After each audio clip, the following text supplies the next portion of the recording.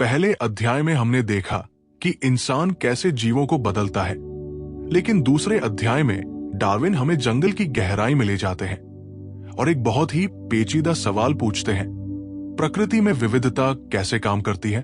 Chapter 2, variation under nature. पिछले episode में हमने देखा कि इंसान कैसे अपनी पसंद के हिसाब से कुत्तों और कबूतरों को बदल देता है, लेकिन क्या आपने कभी सोचा है कि घने जंगलों में जहां कोई इंसान नहीं है, वहां ये बदलाव कौन कर रहा है। डार्विन अपनी किताब के दूसरे अध्याय में एक बहुत बड़ी चुनौती का सामना करते हैं। वे हमें दिखाते हैं कि प्रकृति कोई स्थिर चीज नहीं है, बल्कि एक चलती फिरती प्रयोगशाला है। 2 प्रजाति क्या है? एक बड़ी उलझन। डार्विन ने एक बहुत ही अजीब बात गौर की। अगर आप 2 अलग अलग वैज्ञानिकों को एक ही तरह के कीड़े दिखाएं, तो एक वैज्ञानिक कहेगा कि ये दोनों अलग प्रजातियां हैं, जबकि दूसरा कहेगा कि ये सिर्फ एक ही प्रजाति की 2 किस्में हैं। डार्विन कहते हैं कि स्पीशीज और वैरायटी के बीच कोई जादू की लकीर नहीं है। ये वैसा ही है जैसे आप ये तय न कर पाएं कि कोई गहरा गुलाबी रंग गुलाबी है या लाल। प्रकृति में बदलाव इतने धीमे और बारीक होते हैं कि उन्हें अलग अलग खानों में बांटना नामुमकिन है।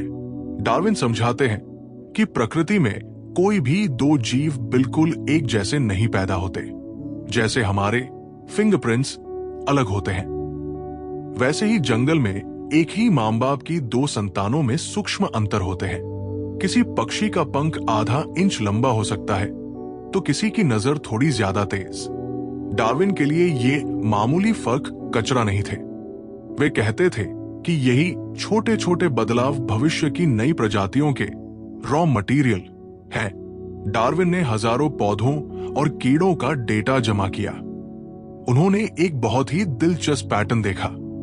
जो प्रजातियां बढ़िया होती हैं, यानी जो बहुत बड़े इलाके में फैली होती हैं और जिनकी संख्या बहुत ज्यादा होती है, उनमें किस्में पैदा होने की संभावना भी सबसे ज्यादा होती है।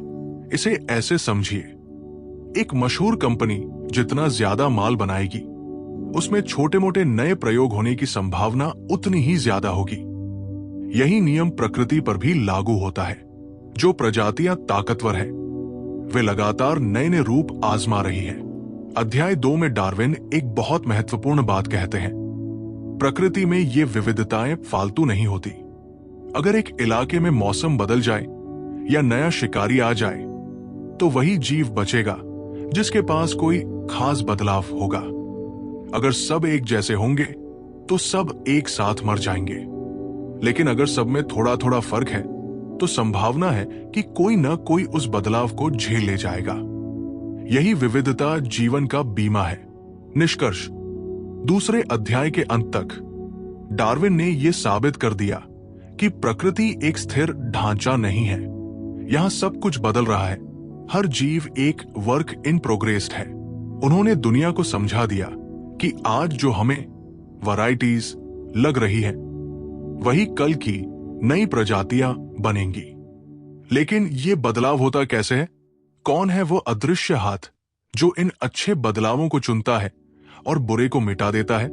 इसका जवाब मिलेगा अगले अध्याय में, जिसे डार्विन ने कहा स्ट्रगल फॉर एग्जिस्टेंस। क्या आप जानते हैं कि आपके बगीचे में दिखने वाले 2 कीड़े शायद भविष्य की 2 बिल्कुल अलग प्रजातियों की शुरुआत कर रहे हों? डार्विन की ये नजर दुनिया को देखने का तरीका बदल देती है। अगर आप जानना चाहते हैं कि अस्तित्व के संघर्ष में कौन जीतता है, तो अगले एपिसोड का इंतजार करें। वीडियो को लाइक और सब्सक्राइब करना न भूलें।